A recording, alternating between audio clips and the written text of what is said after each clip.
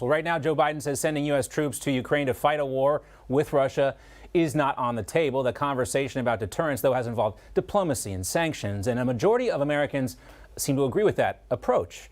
A new poll from Trafalgar Group shows that just 15% of American voters believe U.S. combat troops should provide boots on the ground if Russia invades Ukraine. Joining us now to discuss this and the developments in Ukraine is former Trump campaign foreign policy advisor and Newsmax contributor George Papadopoulos. Hey, George. Hey, John. Thanks for having me. All right, so you saw the polling there. Just 15% of American voters believe that U.S. troops should be provided if Russia does, in fact, invade Ukraine. You know, I don't know what the likelihood of this happening is, George. Unlikely, I would, we're going to send boots on the ground to Ukraine, but there is talk of, supporting the Ukrainian government if Russia does invade, a resistance force of some sort, maybe sending advisors there or some sort of air power in Ukraine to back that up. But, what is the chances that something, an accident happens, and that's what really sparks things? Well, let's look at the polling and what Americans are looking at on television and thinking regarding this very low polling and why they don't want to see American men and women sent out to potentially die in yet another foreign war in which the United States does not have critical security concerns.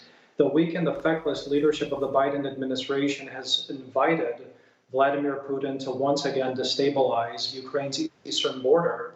Vladimir Putin has actually been very consistent in his policy approach towards Ukraine whenever Joe Biden is in a significant leadership position.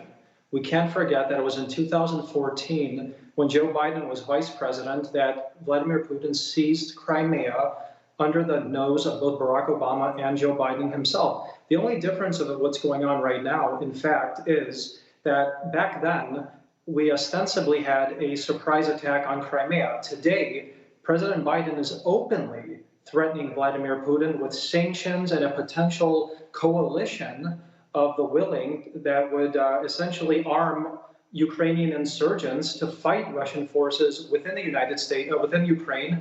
And Vladimir Putin essentially is saying, you know what, I don't buy this. I'm calling your bluff. I'm going to continue to amass 100,000 troops along Ukraine's border. I'm going to conduct naval operations with the Iranian and the Chinese, and I'm going to conduct new army drills with the Belarusian army which borders Ukraine. So unfortunately, Americans saw the disastrous withdrawal from Afghanistan, and they do not trust this commander-in-chief to send our men and women into harm's way for yet another war. I think that's exactly why the American public is so sour on potentially intervening in this war.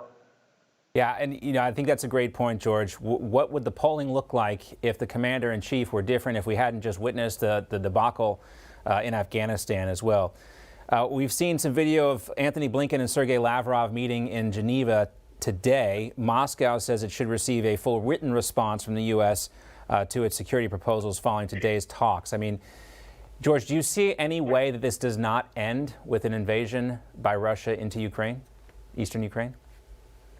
What's happening essentially is that Russia wants to blackmail NATO and to essentially jeopardize the U.S. forward defense posture in Eastern Europe and all of NATO's eastern ranks. What Russia essentially wants is for NATO to assure them in a treaty that they will withdraw from the 1997 borders. That's exactly when NATO began to accept former communist states of Eastern Europe into NATO.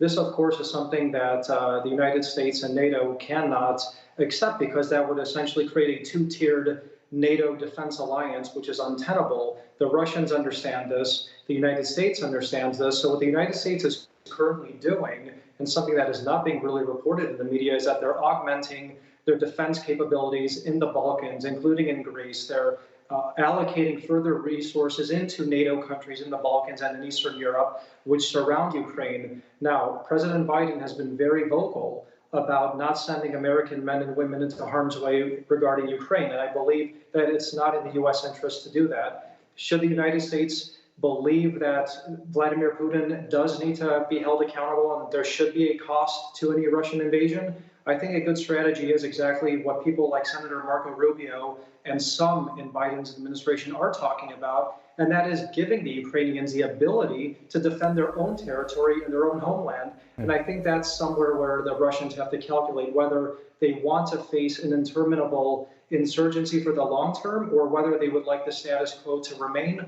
And I think the Russians are looking at both parts, and I think there's a lot of saber rattling going on right now. A lot of saber rattling indeed. George Papadopoulos, great to see you. Have a great weekend, George. Thank you, John.